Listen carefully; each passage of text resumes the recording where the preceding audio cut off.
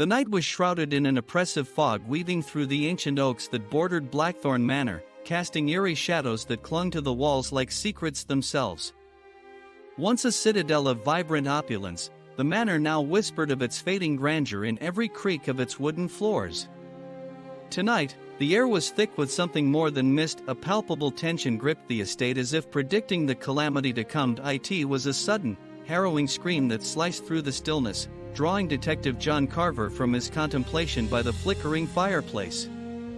Carver, a man both respected and pitied, was known for his incisive intellect and his relentless pursuit of truth even in the face of personal demons. The scream originated from the East Wing, where Lady Margaret Fairchild, the owner of the manor, kept a private gallery showcasing the relics of the family's storied past.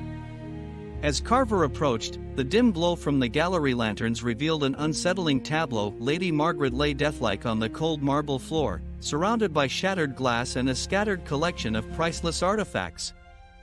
Her lifeless fingers still clutched a fragment of her beloved Fabergé. Guests assembled, drawn by the sound, their eyes wide with shock and suspicion. Among them were the esteemed Dr. Theodore Blackwood, a family friend, Lady Margaret's nephew, the brooding artist Edgar, her ambitious niece, Cassandra, and the reclusive housekeeper, Mrs. Pendleton, who huddled at the edges, mopping her brow with a trembling handkerchief. Carver set to work, his keen eyes noting every detail.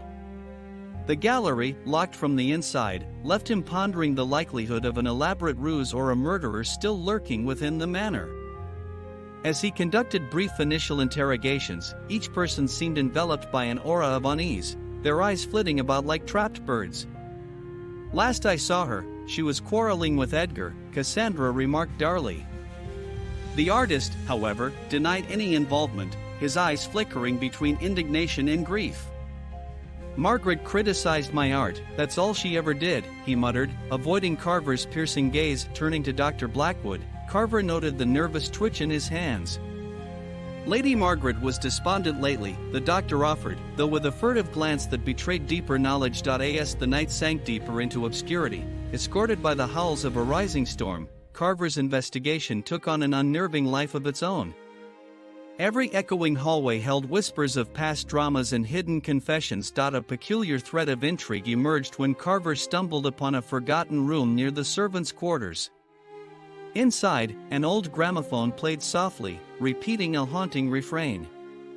On the desk lay a letter from Lady Margaret addressed to none but herself. It spoke in riddles of familial betrayal, of twisted trusts and looming threats. The storm lashed at the manor as the detective assembled everyone in the drawing room for a tense confrontation.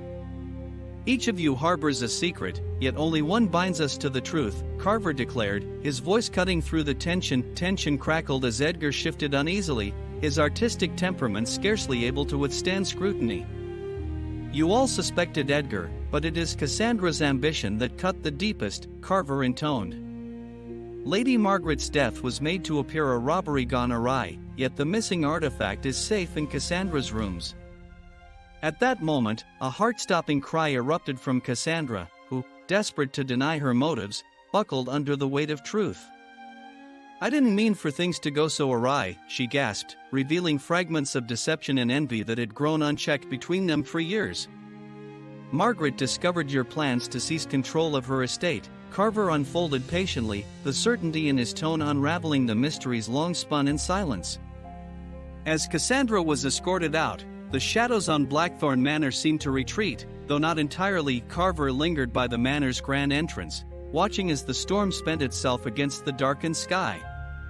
Voices of the past echoed once more, woven into the fabric of the estate. The case was sealed in black ink, yet the detective knew well that truths unearthed often left scars deeper than lies. As he walked back into the night, the fog closed behind him, and Blackthorn Manor returned to its whispered secrets.